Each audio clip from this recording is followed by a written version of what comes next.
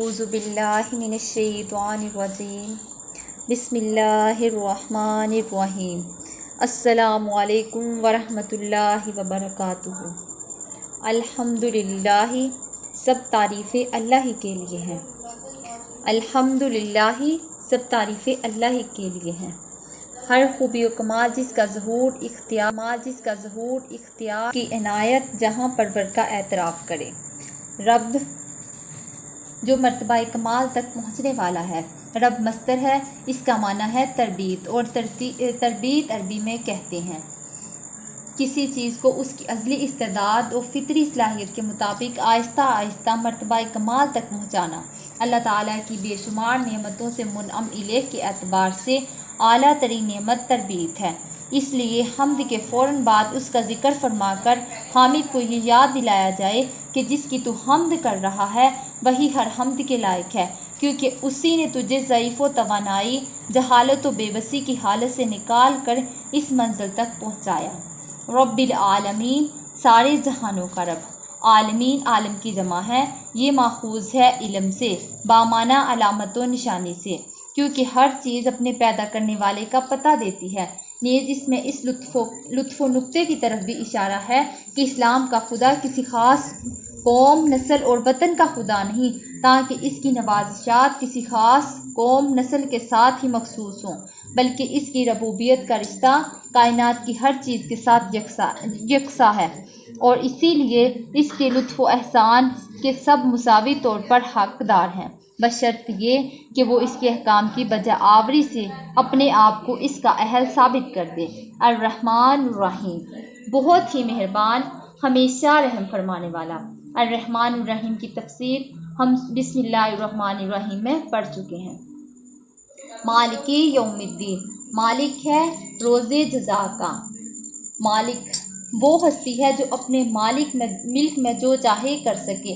اس لفظ میں ان عقائد باطلہ کی تردید ہو گئی جن میں ہندوستان کے مشرک اور کئی دوسری قومیں مبتلا تھی، یعنی خدا ہر مجرم کو سزا دینے پر مجبور ہے، اسے معاف کرنے کا ہرگز اختیار نہیں۔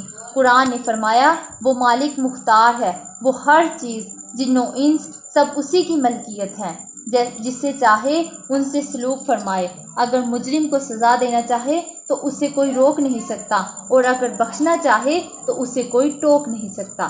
یوم الدین، روز جزا کا۔ دین کے معنی ہے حساب اور جزا۔ لبید کہتا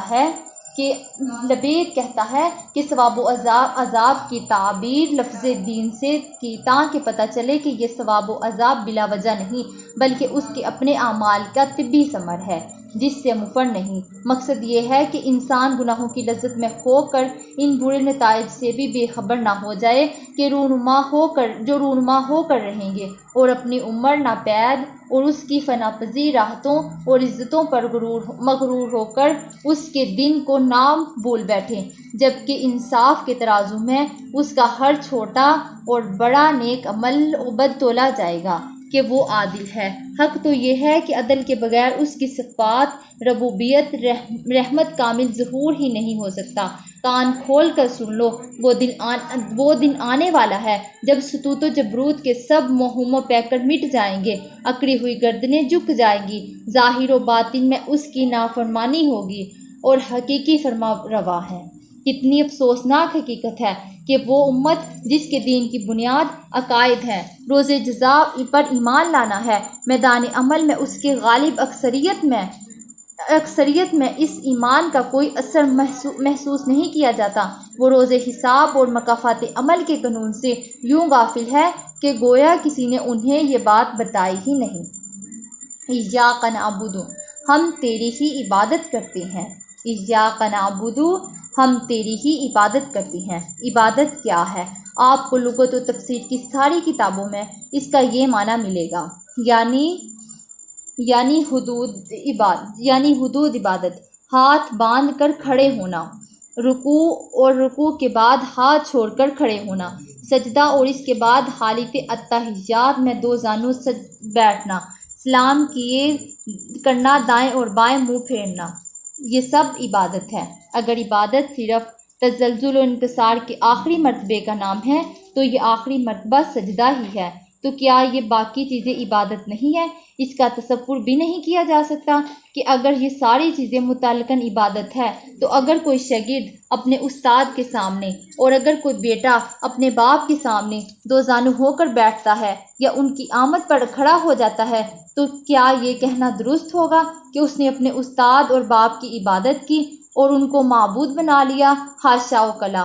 پھر وہ کون سی چیز ہے جو ان حرکات و سکنات کو اگر نماز میں ہو تو عبادت بنا دیتی ہے، اور یوں کھڑے ہونے کو، ہاتھ باندھنے یا کھولے ہوئے اور اس طرح بیٹھنے کو اور دائیں بائیں منہ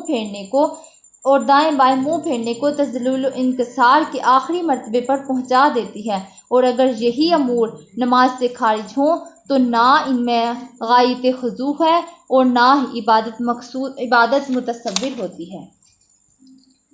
تو اس کے ممیز ایک ہی ہیں، اور وہ یہ کہ جس ذات کے لیے اور جس کے سامنے آپ یہ افعال کر رہے ہیں اس کے متعلق آپ کا عقیدہ کیا ہے۔ اگر آپ اس کو اللہ اور معبود یقین کرتے ہیں تو یہ سب اعمال عبادت ہیں، سب میں غایت تذلل و خضوع پایا جاتا ہے، لیکن اگر آپ اس کو عبد اور بندہ سمجھتے ہیں، نہ